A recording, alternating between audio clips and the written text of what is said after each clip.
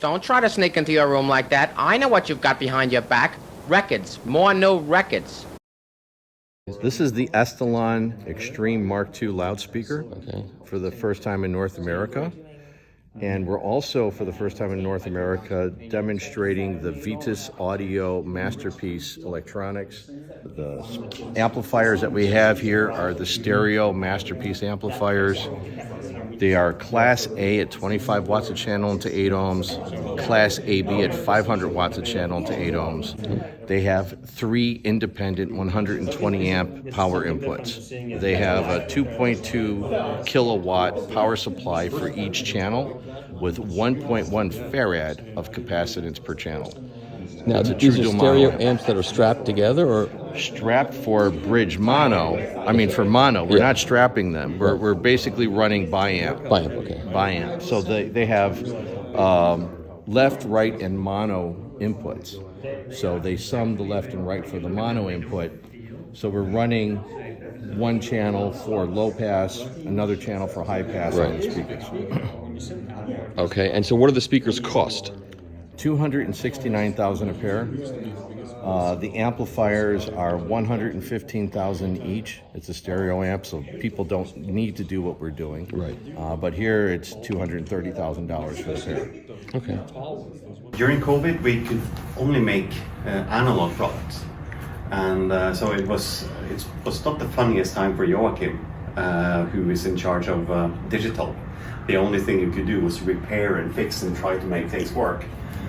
While Bent was having all the fun making analog stuff, so we had time to finally release a new preamplifier, analog power amplifier, and a phono stage. Something, I mean, I did not think the phono stage was going to be a success, and we had, for 10, 12 years said we're never going to make a phono stage, and then COVID came and we couldn't make anything digital, so well, let's make a phono stage then. And then we have this, we're dealing with this store chain in Scandinavia with 82 stores in Norway, Sweden, and Denmark.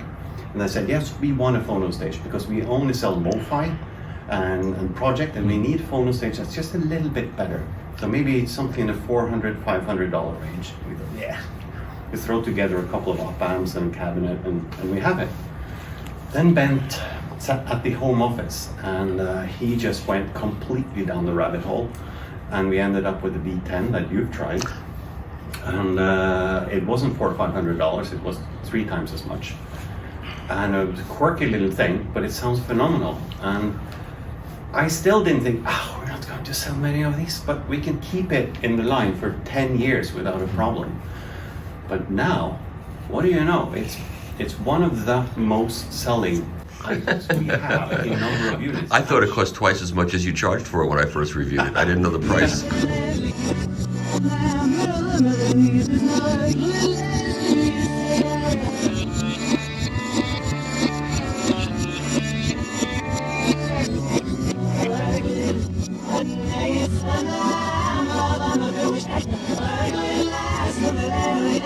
Let's go. We're here in the Aurender room with Michael Fremer, room 634 at Axpona 2023, and we are looking at Aurender's line of analog output network players here. These are digital source components with a DAC built in. You run your analog interconnect straight into your preamp, integrated amp, or even straight into a power amp, and you are very close to the top of the digital mountaintop here. As we move up the line, we get better power supplies, better DACs, and more outputs. What are the price points? They range from $6,300 for the A200 all the way up to $19,000 for the A30. And by the time we get to that level, we've got a dual mono DAC with an extremely precise clock running the system, a built-in CD ripping drive, and 10 terabytes of storage for your music library. And this is a CD drive? Yes, so you pop a CD in there and it will rip the CD and add it to your library, and then it becomes a permanent fixture of your music collection. Okay, and if you want to just play the CD without ripping it, can you do that too? You do have to get ripped first. Okay.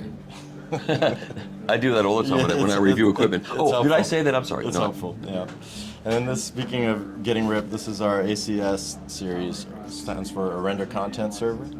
These are music library content creators designed as the musical mothership where your music library resides, and you can stream to other Aurenders throughout the house if you have them, or they work as standalone digital transports that you can connect to your DAC.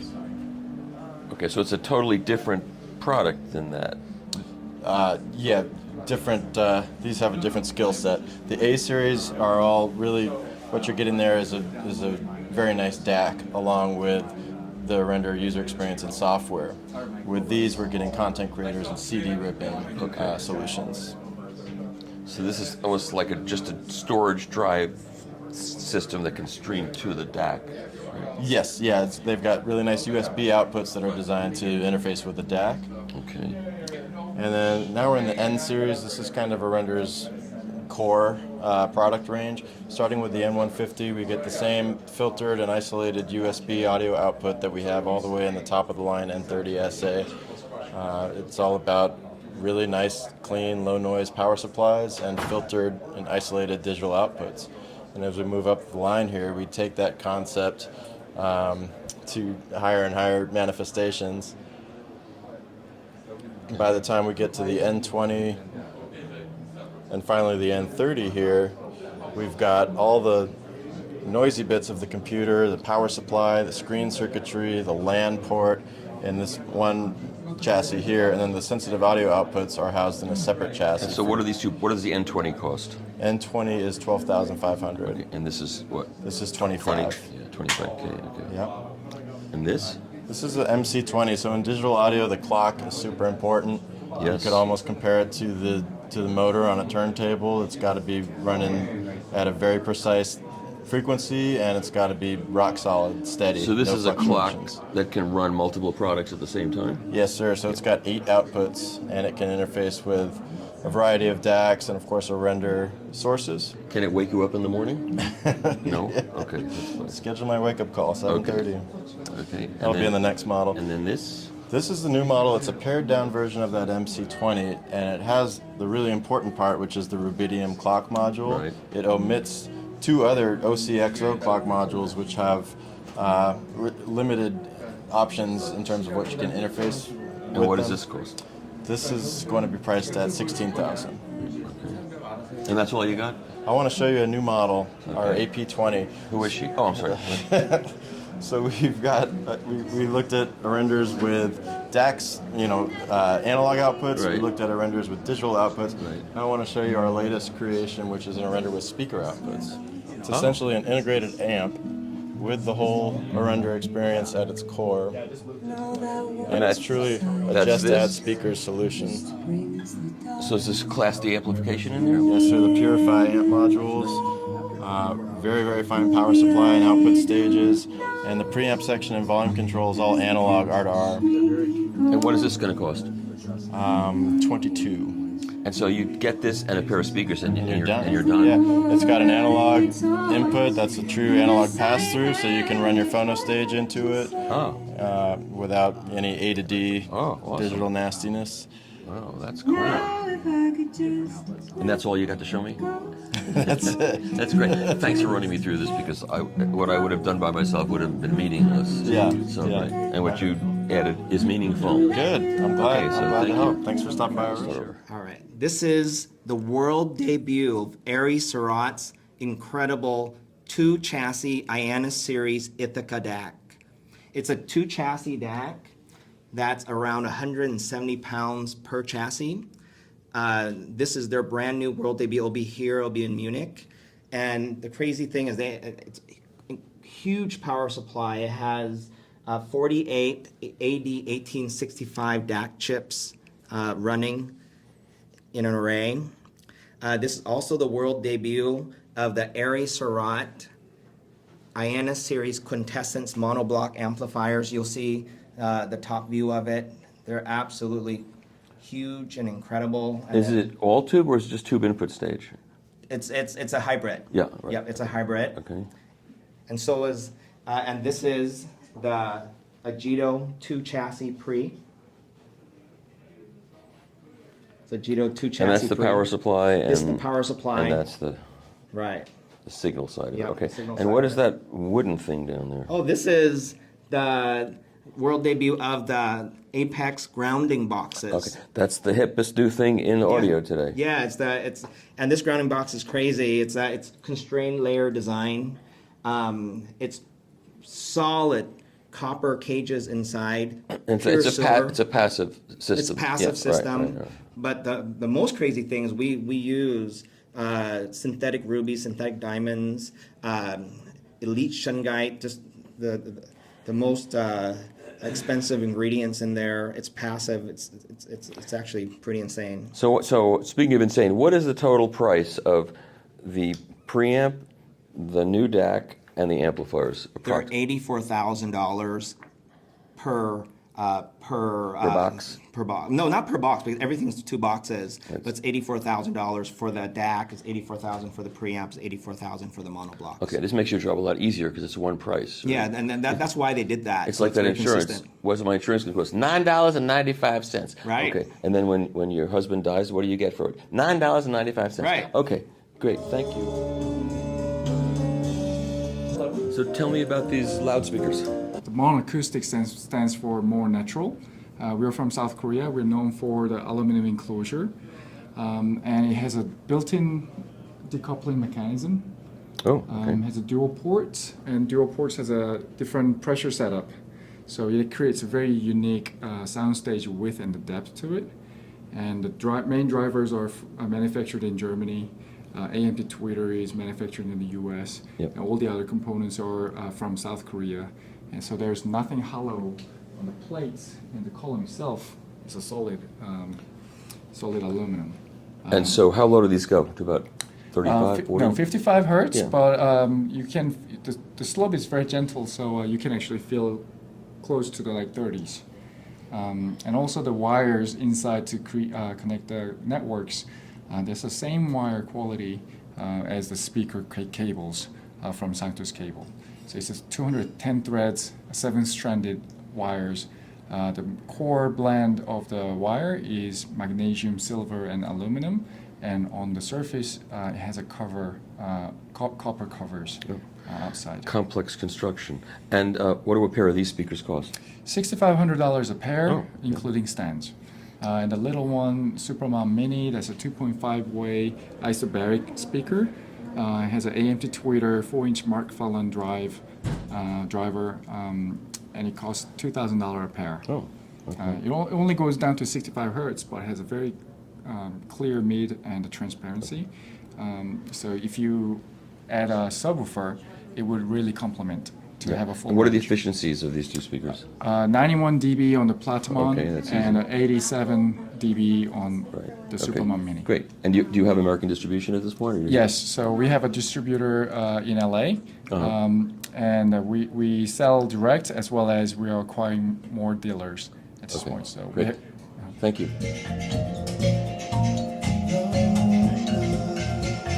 There's no other love. There's no love. Solitary brother. Is there still a part of you that wants to live? This is industry veteran Rich Mays, I've known for many, many years. So, Rich, what do you got here?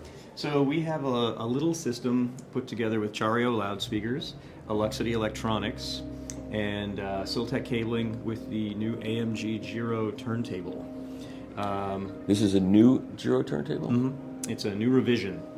I don't know much about it other than there's a new bearing and the drive system is a bit different. And do you know what this costs? The table is $11,500 With the arm? With the arm? with the arm, Okay. and the cartridge we're using a Benz glider for $3,500.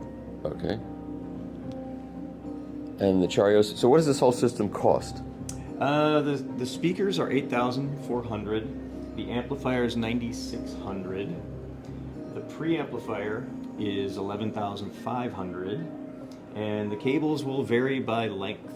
So Of course. they're kind of hard to price. And you're using a Boulder phono preamp. That's the. Yeah, it's you can't escape the heritage. No. Why would you? All right. No, it's an old 1008. And you know what? I'll say that the people that own Chariot are the nicest people I've met them in Italy. Nice people. The same people, right? Yeah. Yeah. Yep. Charlie and Mario. Yeah. Nice people. And Super Mario. They have a video game. Okay. This is the Ultra Carbon record weight. Ultra carbon, machined out of solid stainless steel. It's got layers of carbon fiber on the top and the bottom. Weighs just under 2 pounds. So you need a rather substantial bearing. There is an aluminum version that's lighter. This one comes in black. They're also available in raw machined stainless steel. And what does that cost? $275. Oh, that's very reasonable. Mm-hmm. Yeah. And the aluminum one is about $250. And where are these available through? We have dealers all over the United States and Canada, so they're everywhere. Great. Okay, thank you, Rich. You're welcome. Okay, here's a Riga P6, and this is the secret sauce in the Riga line as far as I'm concerned. This is the real sweet spot, as good as the P3 is. This is a huge step up from the P3, and it's very close to the P8. It's very close. That plinth is not MDF. It's actually a similar kind of foam material that's used on the more expensive ones, just not cut away. And we're going to have a review of this very shortly on trackingangle.com.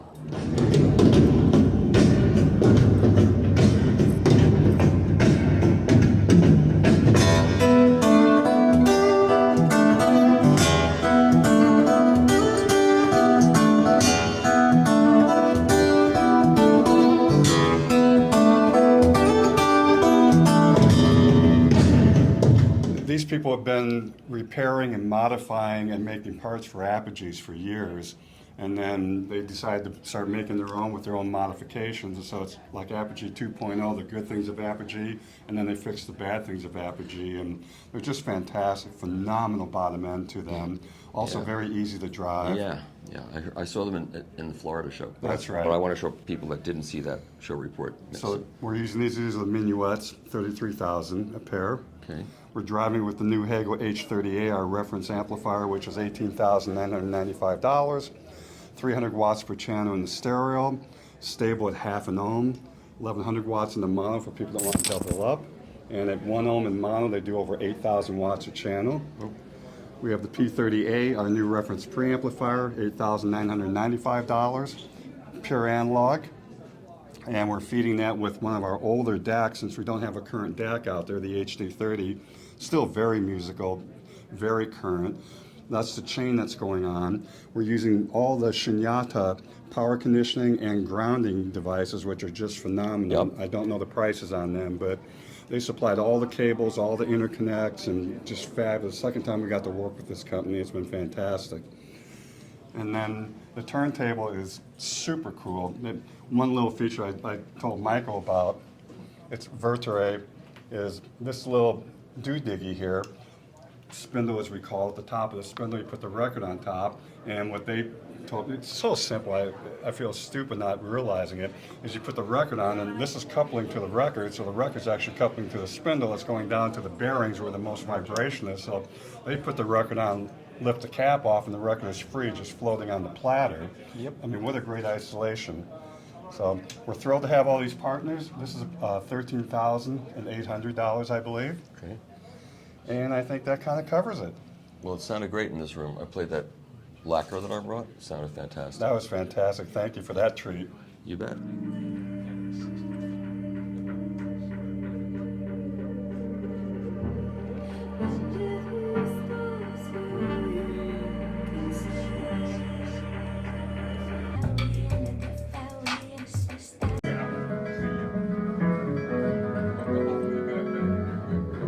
This is the Montrose Heirloom turntable with a CB Schroeder CB tone arm and a Sculpture A cartridge. It's a Denon 103R that has been completely stripped down and then rebuilt 100%.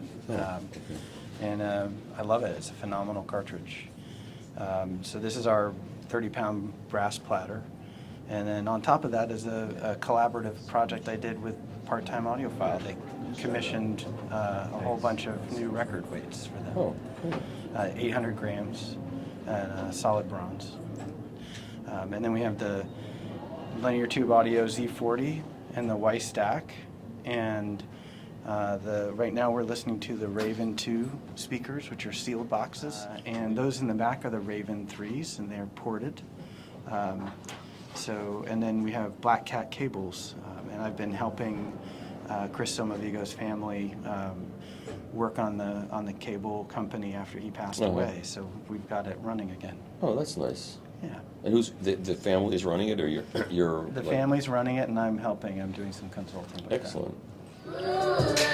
You can call me Queen Say it again. Yes, you're listening to our Wathen audiophile cubes right now. The small cubes, sealed speaker, two-way with a passive radiator on the bottom.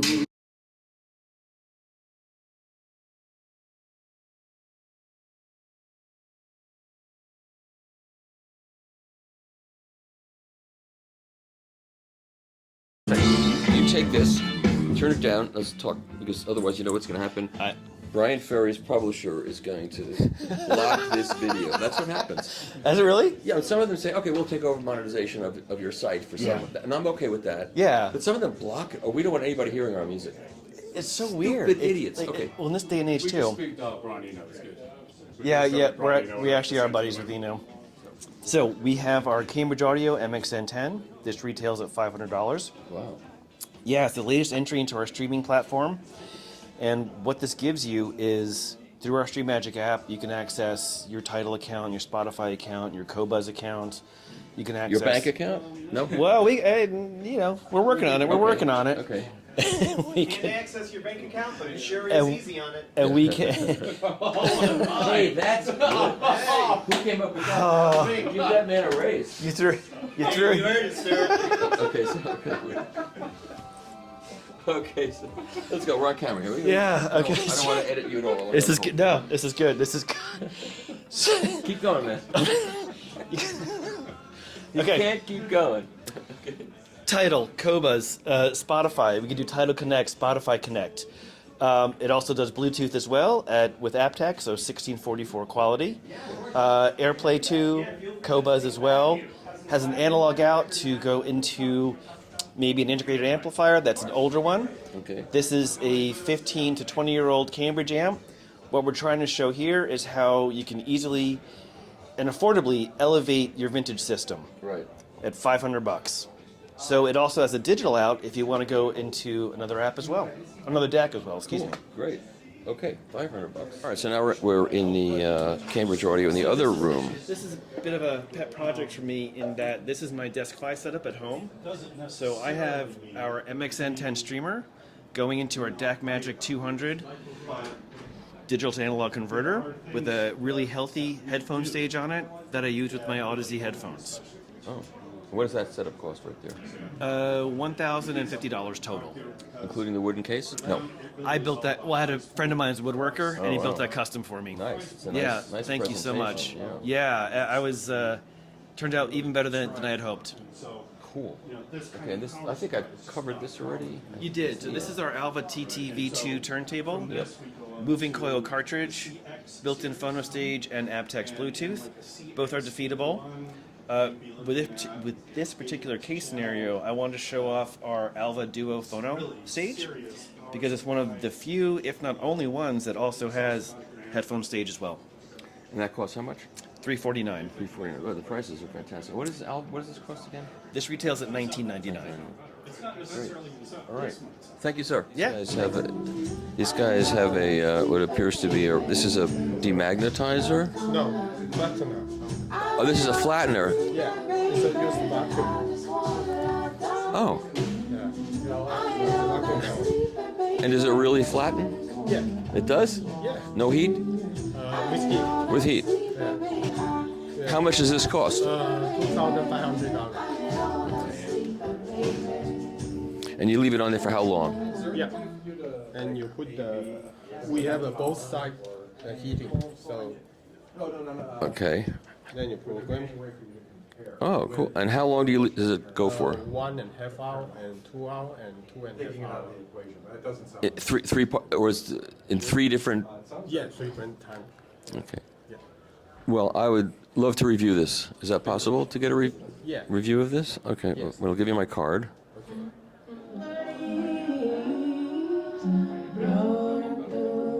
How much does that cost? This one, $2,500 for the tone up. 2,500. Yeah. So you're pricing everything at $2,500. Yeah. Well, that makes it easy, right? Yeah. What's that called? Huh? What is the name of that arm? This one, viola.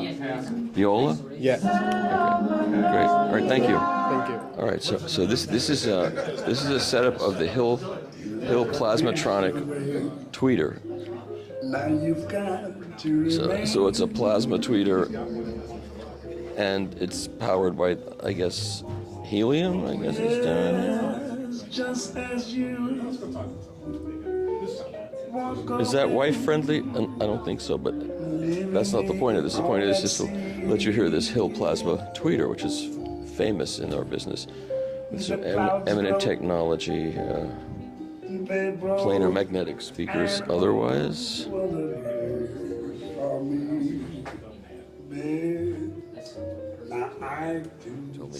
so you're an industry veteran. What are you showing at this show at Axpona? I'm now promoting other brands instead of Magnapan. Really? I thought I'd try something different. Are you being serious or facetious? No, I'm serious. But you're still with Magnapan. But look, You still. well, yes, but I want to find something more interesting, and create some controversy. I mean, I can't match you in terms of controversy. Well, I think it's pretty controversial to be working for Magnapan and showing other brands of products. That's pretty. It's like it's like me, yes. it's like me saying I'm with the Absolute Sound now instead of the other magazine. Oh wait, I am with that magazine. Okay, so now what's here? Well, I'm now selling Martin Logans. Seriously, that is the ethos. You as Magnapan. Yes, I'm promoting other brands. I'm not talking about Magnapan at this show. I decided to try something. I've never done this in 50 years. Who else has done anything like this? Nobody's done anything like this. Yeah, but see, I'm kind of retired. Okay. Yeah, so maybe I'm a little bit of a loose cannon. So I thought I want to do something different. Okay, but you still work for Magnapan? Yeah, all? yeah. You do. They pay me. Okay, so now So and they're I okay thought- they're okay with this? Well, they thought, Would you be okay with this if you were owning Magnapan and your employer was showing another product? I don't think so. Okay. I want to talk about a concept, not a product. What's the So concept? this is, well, you're aware of the Janssen 9.5. Yeah. I call it the new KLH9, which was my first oh my God's experience when I was in college. Right. Yep. So I thought, well, this new technology is well known. You talk to Sandy Groves Of course. or Gail Sanders. Sure, of course. It's well known. And in fact, David Jansen talks about this on his website about his 9.5. Yeah. That these new generation of ultra-fast small woofers operated in dipole fashion replicate what a big electrostatic or ribbon bass panel will do. What you're saying is that they blend. They're fast enough to blend with the speed. They go out to 10 kilohertz, so incredibly fast. Yeah. So then the concept is, because there's technology, I mean, this is actually an old idea, but because we've got the technologies now of DSP, Class D amplifier, and these super wideband drivers, Okay. let's operate them in a dipole fashion, in a line array. Okay. And what you get, as David Jansen will explain, and others, is you get something that is small, and in this case, these prototypes of ours, they can fit behind a couch. Well, there's eight woofers, very, very fast woofers. So the woofer in the Martin Logan is just doing mid bass, and you're doing. No. See, there's no woofer in it. Oh, you took the woofer out. Yeah. Oh, don't hold back. I have to understand this stuff. No, All right. this is crazy. But no, the point is, this is a concept. So since the Martin Logan is the best known panel speaker on the market, thanks to Magnolia, Best Buy Magnolia, why not use a Martin Logan? I got you. Okay, so you're driving the Martin Logan with the tube amp, and you're driving the subwoofer with the Class D amplifier built into. No, I'm using the shit Vidar. Oh, I see. Okay. But it's you know, it's a cost-effective, it could be Class D, the new Class D amps. As I don't some care. of- Whatever it is, it's Yeah, fine. yeah. That's what you're going to play for me now. That's correct, Then let's do that. okay? I'm But, turning this off now. Anything else you want to say about this? well, because this is a Prototype. you know, we're unlisted and we're not in the directory. Okay. And this is the invitation to the press to set up, hear it on their own Okay. grounds. I'm going to play an orchestra. Good. Well, no, an orchestra is what I've used in the past. Audiophiles come, when we had an open door type demo, they would come, they loved it so much, they wouldn't leave. Okay, I'll leave. I have so much to do. So play. No, play no, something. I would use it to get customer attendees to leave. Let's Leave. play classical music. Okay, I love classical music, so we're good. Oh, so you probably won't leave then. I still have to leave. I'm so busy. Play something for me. I can't sit for a whole symphony. I can't even sit for a whole movement. Okay, well.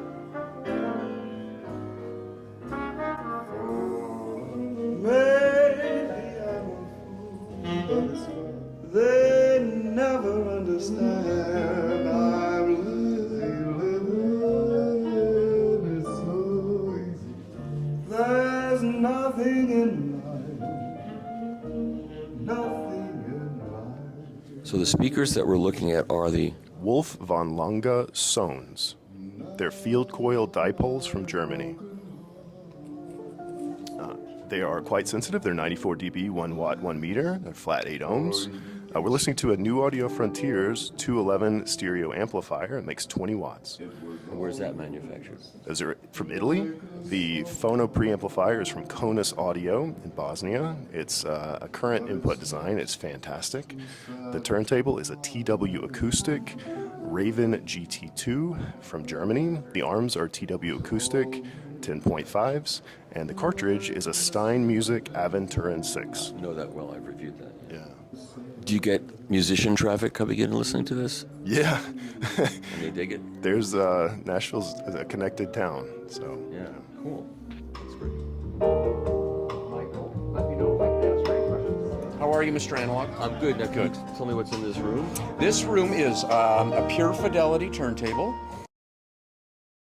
a Bryston CD player, a Bryston pre-DAC streamer, a Claris line conditioner, a Bryston 4B power amplifier, and the Totem Acoustic Metal V2 loudspeakers. We have Moderate Electronics. We're using a name streamer with a Rune back end. We're using a VPI table. Like a classic. Yep. Hana, Unami Red. Right. We're using Alta Audio Atom loudspeakers. Okay. And that's the room. And you're bringing the whole thing in for a with the cables for a price point of what? For the entire room? Like approximately. 100,000. Okay, so this is the same model that you had, the Sweet Vinyl, but you've finished all of the functionality. Exactly, and it's in full production and fully debugged. The SC2. And what does this cost now? $4,000. $4,000, a finished mature product. Yeah, for the top of the line one. It's so mature it's retiring to Florida next week. But okay, so so all the functionality is now working. Yes. Okay. And then so the SC1 is 3,000. SC1 plus. Okay, and where's that one? It's over here. It's on the table behind Okay. us, but it's.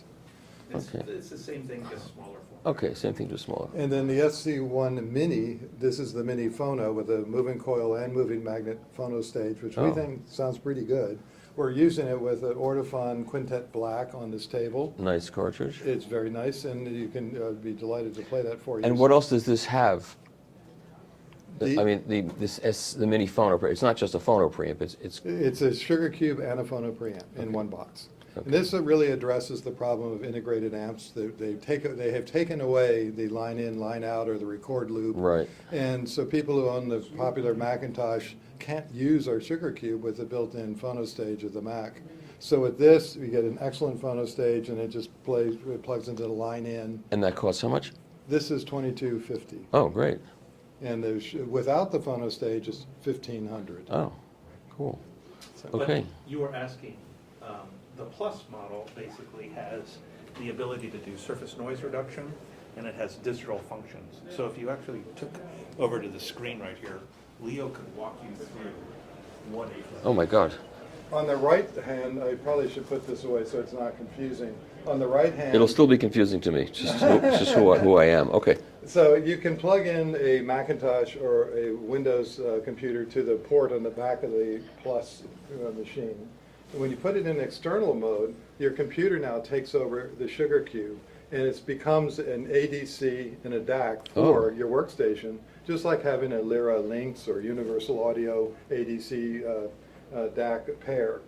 And then in addition to that, you can then use the sugar cube internally to put it in series with your workstation by clicking repair record.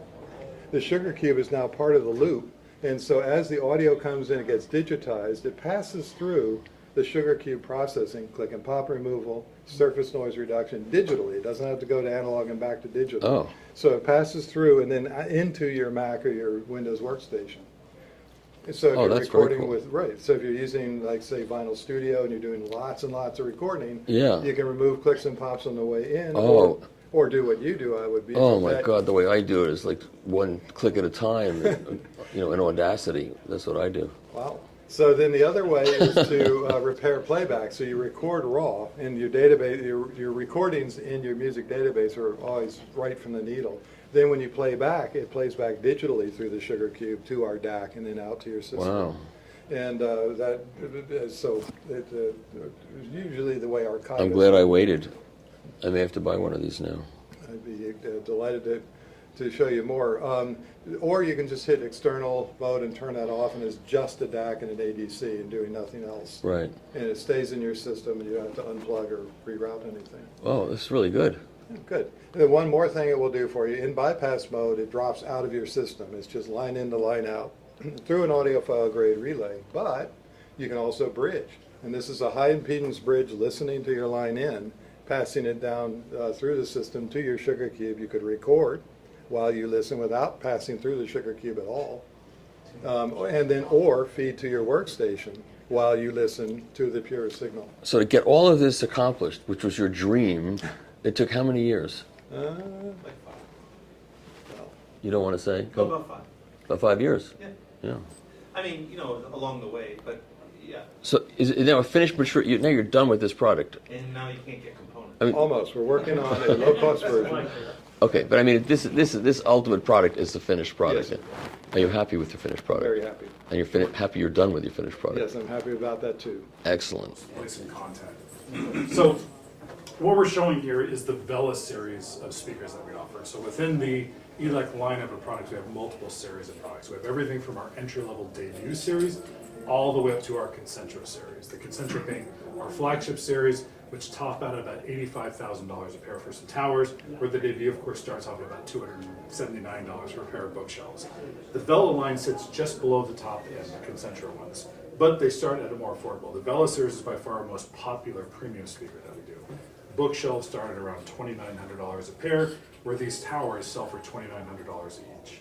And the tower, the FS47, is a 2.5-way floor standard. It uses the same Jet 5C air motion transformer that we use on our big Concentra speakers. The speakers that we're known for. We OEM them to Porsche. They're used in all the Porsche cars that use the Burmester audio system. They're used in Bugattis and the Veyron, so it's a very popular version of the tweeter. Still handmade in Germany, still hand folded. We have 4 full-time employees. That's all they do. Use a jig and fold the tweeter back and forth. And then we have 2 6-inch drivers to complement it. The top 6-inch driver is handling our upper mid-range, and then the lower driver is handling the lower mid-range and bass studios. The speaker itself is ported. It's ported out of the back as well as from the bottom of the cabinet. We're driving everything with our Alchemy series electronics. We have our DDP2, which is a preamp, DAC, and a streamer. We have a little room music over there on the counter, driving content to here. And then below this, we have 2 of our DPA2 amplifiers. They're 350 watts into stereo, and in mono, they're about 500 watts. So we're running 500 watts to speaker. Way too much, but those are the amplifiers that we make. There's also 2 large subs in the room. Now the subs are going to be off. I'm going to leave them off for the first couple of tracks, but we want to show that even though these speakers play down fairly well, there's a lot of energy at lower frequencies that most towers, unless you buy really big, can't reproduce. And part of the problem with trying to introduce a sub into a stereo system is matching them well, not only to the speakers, but to the room. To the room, we've been able to solve with a very cool feature that I'll show you. The auto EQs the subwoofer into the room, and then matching was a little bit of playing. But I did the whole thing in about 45 minutes. Where I thought it sounded good. Then I went and grabbed some other people that I know are better at me at listening to have confirm, and they were like, "Yes, you did a good job." So that was nice. But we'll play a few tracks without the subs. Then I'll bring them on. I'll let you guys listen to them. You can hear with some of the information that the speakers can't reproduce, but the sub can do it very well, I think.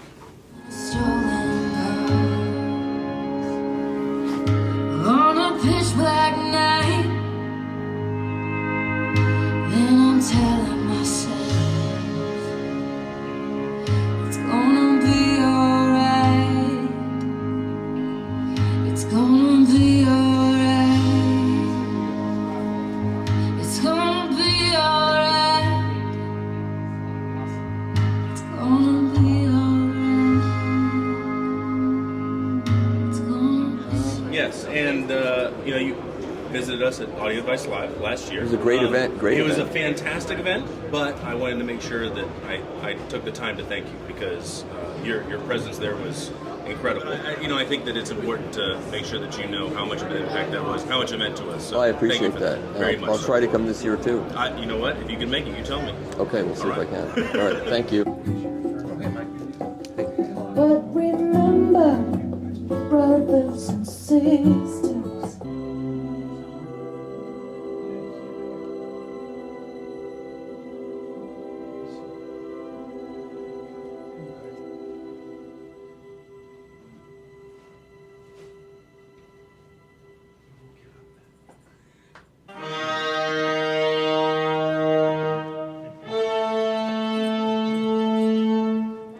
This is my design.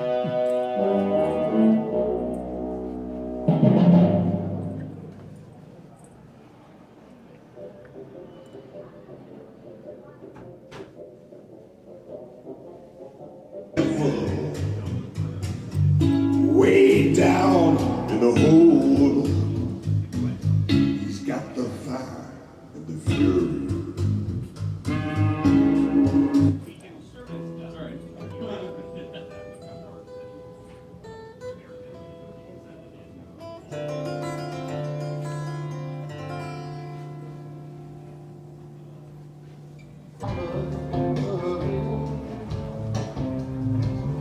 I'd be better off with someone I'll take it back. Won't you let me take it back? I told you that I didn't need you. Can't you see that, baby? I'm wrong.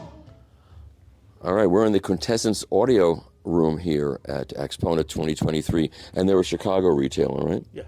Okay, and in this room we have here, which clear audio turntable is this? This is the Reference Jubilee turntable. The Reference Jubilee turntable, and you have the new DS Audio. What is it called? Grandmaster EX or Extreme. The Grandmaster, the Extreme. All right, so this is the brand new cartridge. This is $22,000 cartridge, right? Yeah, and it's got the diamond cantilever stylus all in one that I wrote about on another cartridge, and we have the D'Agostino. Which preamp is this? The Momentum HD. The Momentum HD, and the phono preamp. That's the same one I reviewed, probably updated at some point since I reviewed it in the last century. And all right, and then we have the Wilson XVXs, which I'm extremely familiar with. Oh no, these are the Alex V's, right? Yeah. See, that is definitely what happens when you haven't had your coffee yet. And which amplifiers are these? Those are the Momentum M400 MX. Momentum M400. So we're talking about a modestly priced system. Entry level. I mean, entry level in the picture of super high-end audio. I mean, we're not trying to insult anybody by saying this is modestly priced. But in the world of extreme high-end audio, it's fairly modest. Now, what we're going to play that you can, actually, I could play this and you could hear some of it. This is a lacquer of Patrick Leonard's new record that's going to come out soon. And Patrick Leonard, most of you know, many of you know, produced Amused to Death with Roger Waters and produced the last 3 Leonard Cohen records. And he came to me to help him do the vinyl version of this, and I have these freshly cut acetates. So we're going to hear side 2 of record 1, and let's do it.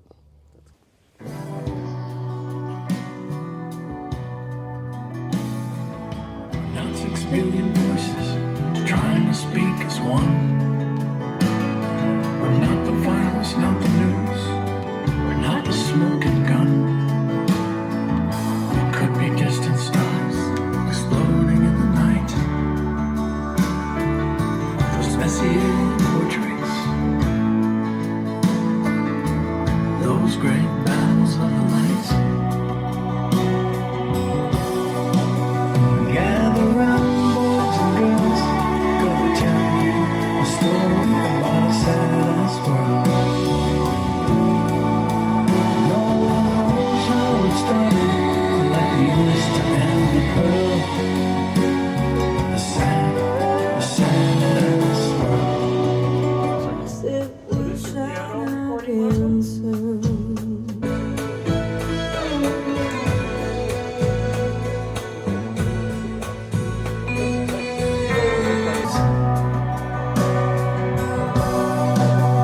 Gather round, boys and girls, gonna tell you a story about a sad-ass world. No one knows how it started, like the oyster and the pearl. The sad-ass world.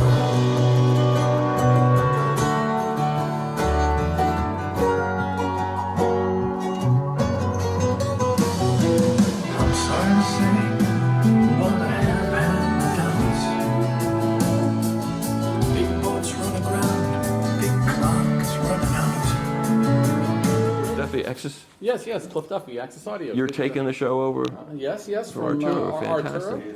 And pleasure to meet you. Oh, pleasure to meet you. Nice to meet you. We're handing out cards. I'll give up my cards at the end. A pleasure to meet you. Yeah. From Acoustics. Pleasure to meet you. Thank you. Thank you. Sakakibara from Nihon Engineering. Nice to meet you. Do I have to remember all of your names and tell it? I don't think I can do that. I'm Kenta, Nihon Engineering. Cool.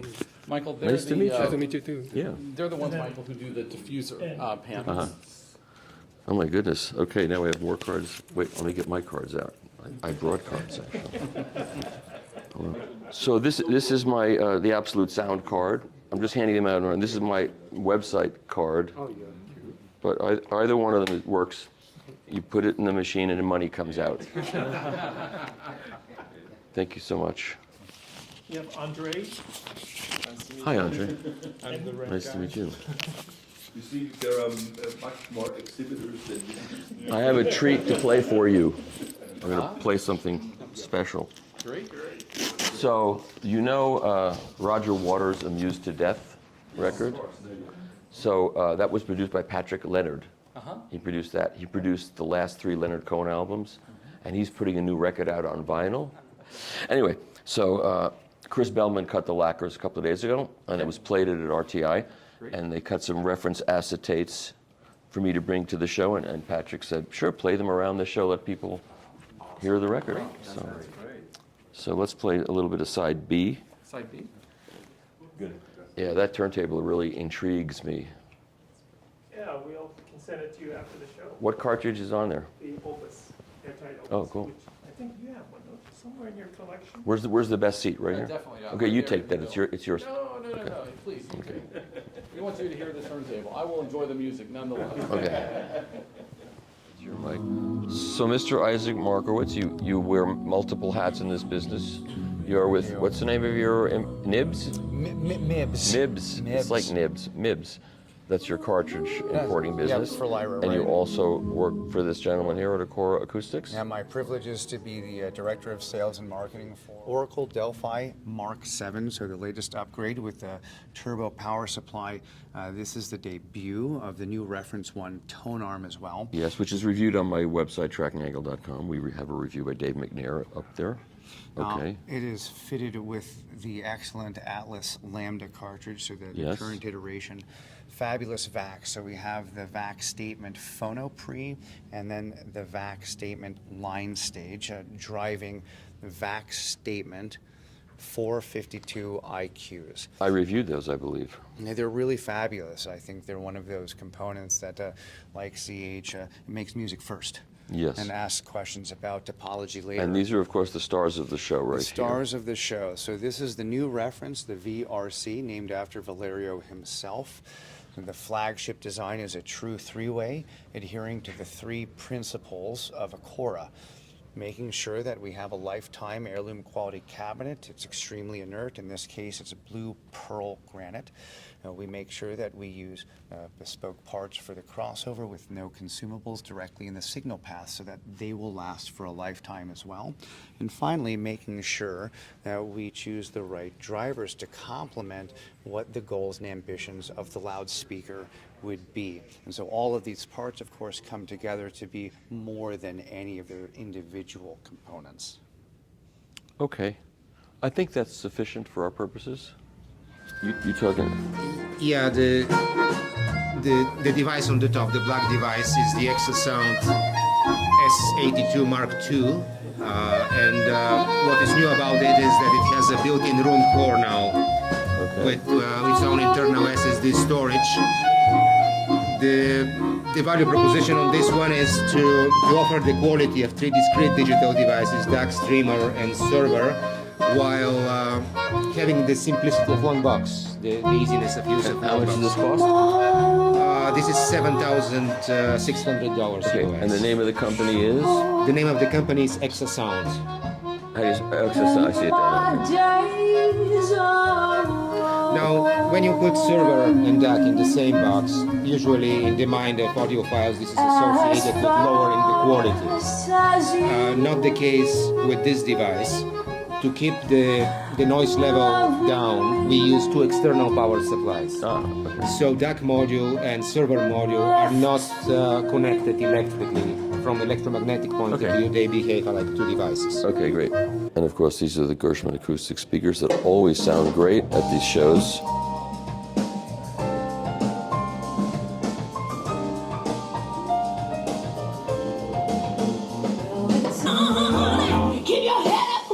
So this is a Soda turntable with a Origin Live arm on it. Gold Note phono.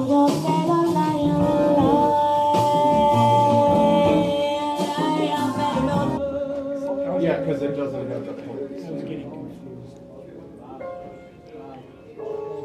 I think we've got a acoustic signature Hurricane Neo.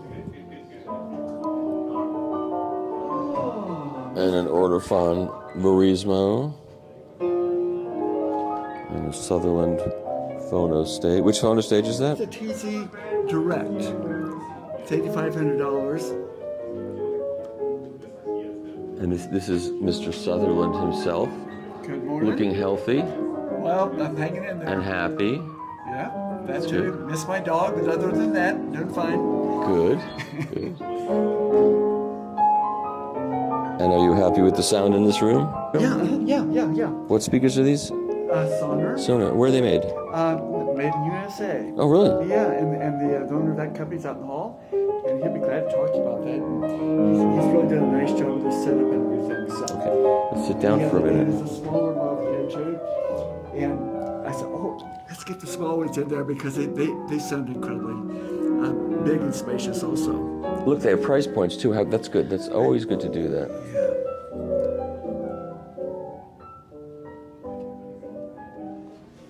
This is the very famous Matthew Bond, who's been in this business for a very long time. He's one of the premier cable manufacturers and cable designers in our industry. And that's the truth. And are these all your cables, I assume? Yes. So this is speaker cables. They're ribbon design.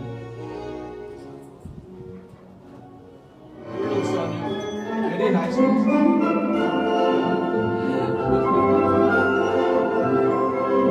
Hi there.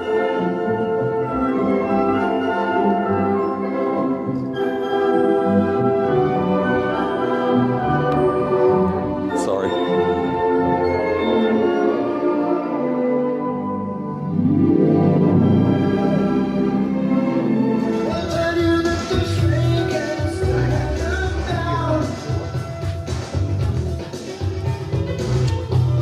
Monterey turntable.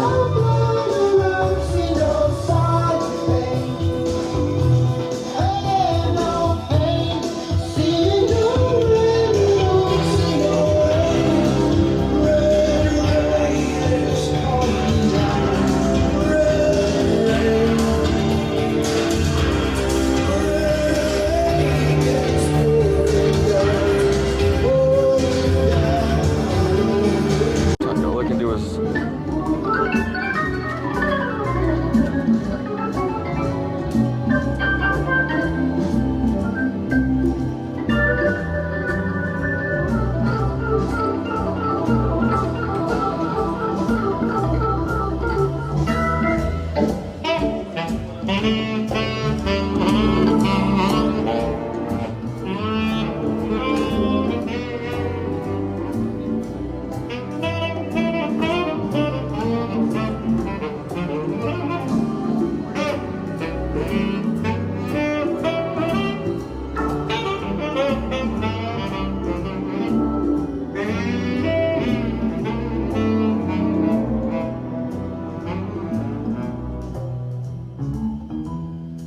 Is the isolation and the acoustic treatment. Beautiful, I like it. Don't believe a word he says. No, not at all. Like these things? No, don't work. I use them, but they don't work.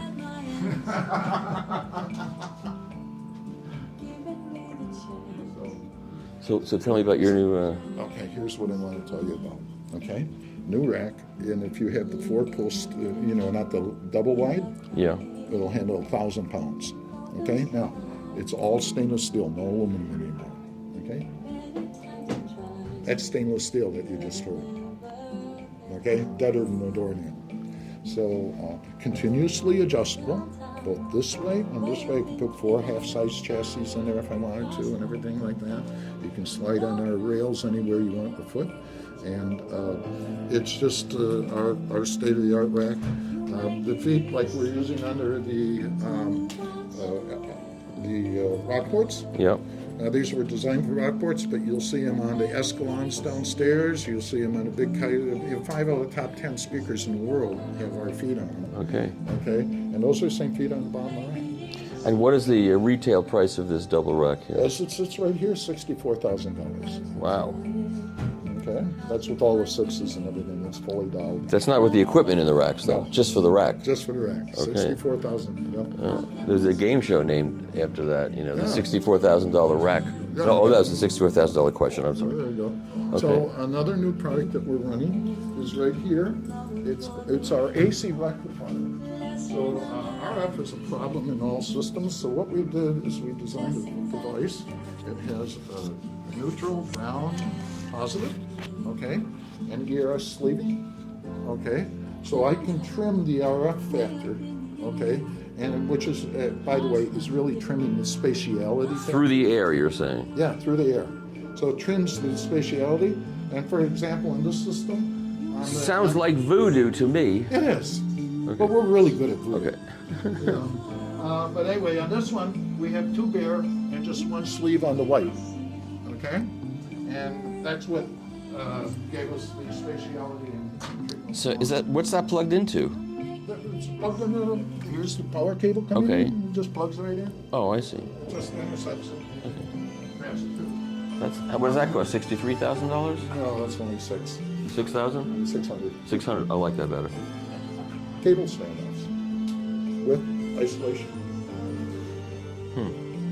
Okay. Interesting. And what makes it even nicer? They're free? No, which, but look at this, see?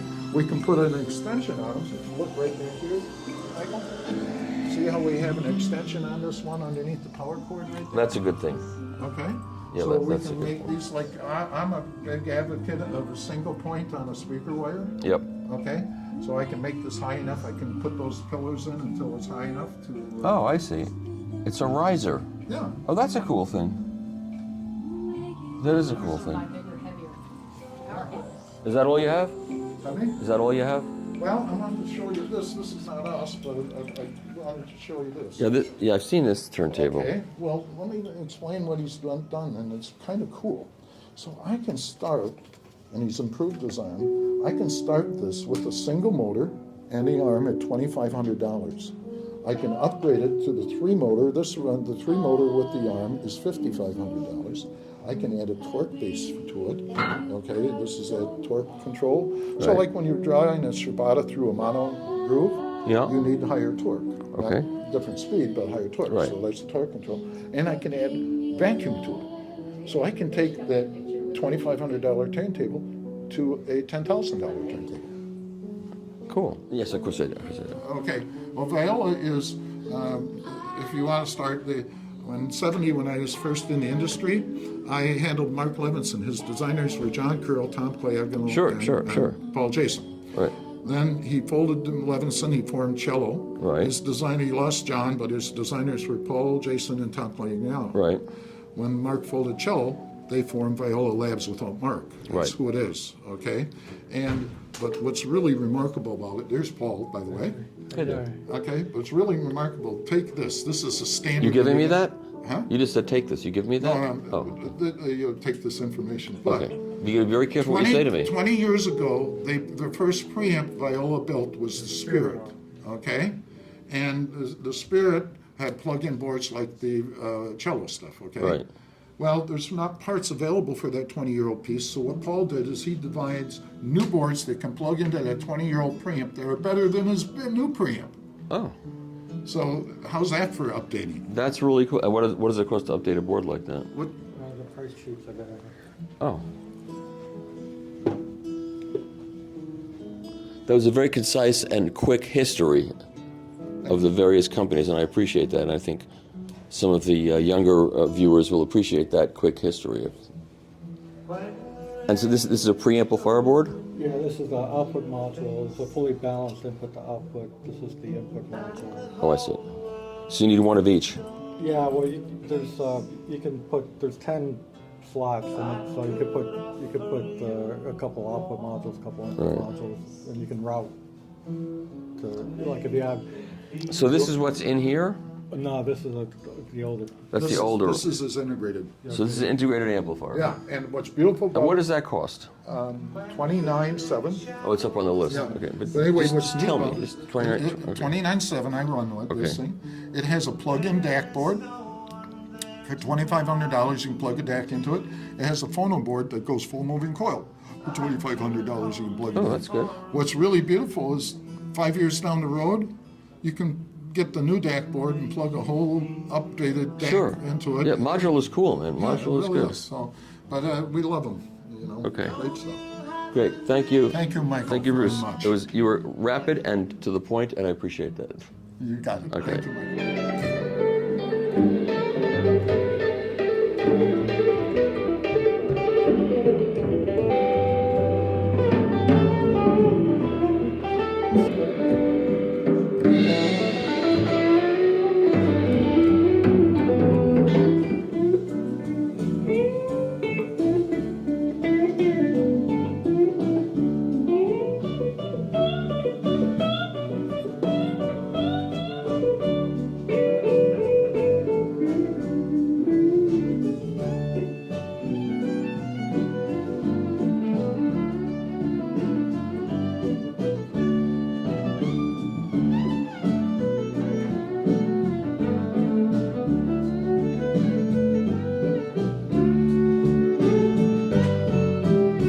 A few circles more, gently will think twice.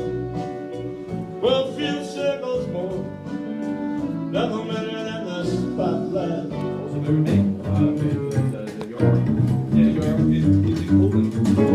This is always a room worth visiting. They always get great sound out of these little speakers. It's fantastic. And he's getting it here too.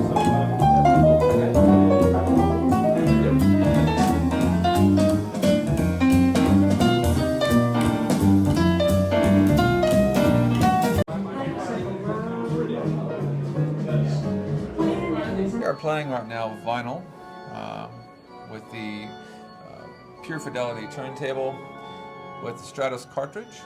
All right. And what else we got here that you're showing? PH 9.0 XT. The T is the tube rectified power supply. The preamp is new, the LS99.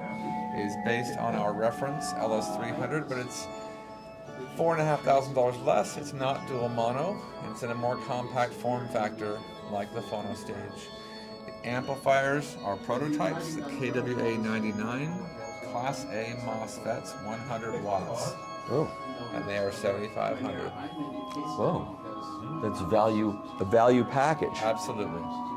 That's the intention of this whole product line, is compact form factor, high value, high performance at a reasonable price. Fantastic. All right, that's it. I've got to keep moving. I'm sure you'll probably be aware of the LP12. It's now been 50 years in production. Anything that bears the Climax label at the front of it is the best ultimate performance that we can do for now. So our Climax range is no holds barred when it comes to build quality and performance. Beneath it is its digital counterpart, the Climax DSM, which is our flagship streaming preamplifier. Okay, so Charles, we have had some conversations on my website after I posted a review of some cavitation things, and there are people saying that the water doesn't have a charge and all the things that you claim. You've seen those. Oh yeah, I've seen that a lot, and you and I have shared a lot of technical information about distilled water, deionized water, all sorts of water. Right. And obviously this gentleman next to me here, I thought of you today. Okay. Not coming for me, it's better to speak to someone that's a chemist, chemical engineer, that knows the zeros and the ones to perhaps explain to your audience the ins and outs of water. And you're also an audiophile and a record guy? Okay, and you've used this process? He's demonstrated it for me. I haven't bought one yet. Okay, so that makes that's good because you haven't you have no skin in the game.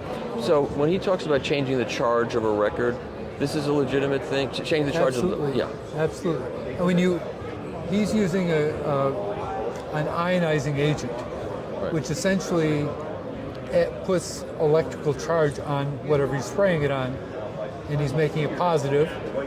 Water's negative. Opposite charge is attract. Water negative? Because it just is.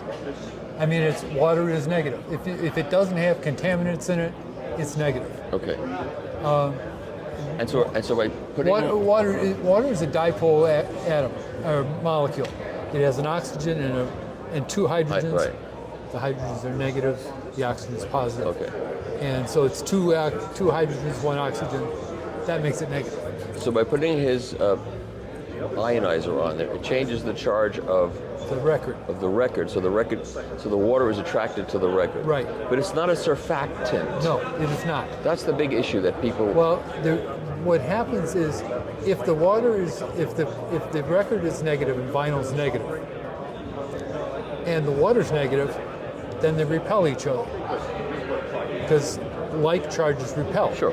That much he's explained. And then and because of that, the water, when it gets really close and you want it to get into the grooves, it's getting too close and it's repelling too much, so it doesn't go in the grooves. And that's different than a surfactant. Yes, a surfactant is a chemical that is positive on one side and negative on the other. And so when that gets to a record, what does that do? What it does is surfactant is another word for soap. Okay.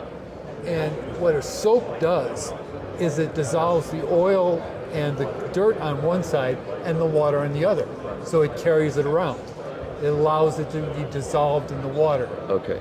But if the water can't get in, it's still not going to get that dirt. Okay. And his process doesn't use any surfactant. No. And it still manages to clean the record. It cleans the record. How does it remove oils? What it's doing is it's using the ultrasonic process, the cavitation. That's what's softening up the oils, and then they get removed when he wipes them off after they've been softened up and raised up from underneath the base of the grooves in the record. I see. Part of the problem is the grooves in the record are very small. They're like 5 to 40 microns. Right. A bubble of water is about 100 microns. So it can't get in the groove unless there's an attraction. It definitely doesn't get in the groove if they're repelling each other. Right. And just a surfactant is not going to accomplish getting it into the groove. It's not going to accomplish it because the water is still negative. That's right. So that's the big issue. And he beats us over the head over that, and he's correct to beat us over that. And no one else is doing that as far as I know. Right. The other thing he's doing, which I thought was very interesting, is anytime you create waves, and ultrasonic is essentially high frequency waves. Right. When waves are created close to each other, they interact with each other. That's called interference. Right. When the waves are in phase, that's, waves are sine waves. Sure, yep. So when they're in phase, then the sine waves add together, and the wave gets twice as strong. Right. But when they're out of phase, 180 degrees out of phase, they cancel each other, like sound. and you get nothing. Right.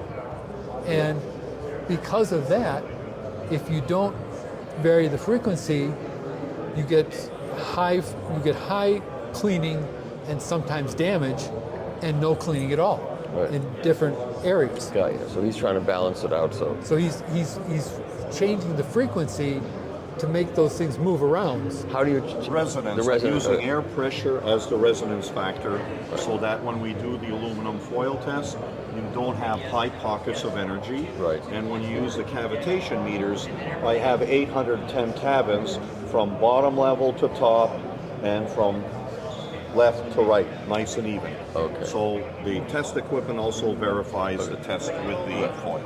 Which is another way of saying that the energy being get to the record is even through the whole thing. Right. And what is your opinion of drinking reverse osmosis water?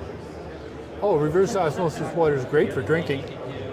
It's not necessarily the best for this, because reverse osmosis does not necessarily take out dissolved minerals. Takes out some. It takes some out, not others. Yeah.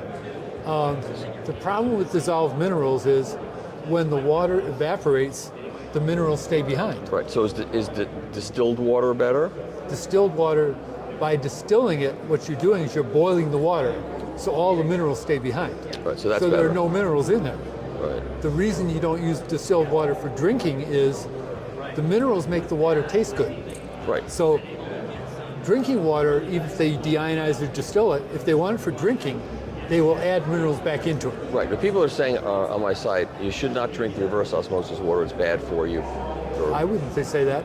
Yeah. Well, that's the argument, but I don't buy it either. I mean, I say it's not good for coffee because the minerals in the water bind somehow to the coffee and give you the flavor. They may a little bit, but if you drink distilled water, your drinking water is essentially no minerals in it. Right. And it tastes very flat. Right. And reverse osmosis, there's still some minerals in it. There's still some minerals in it.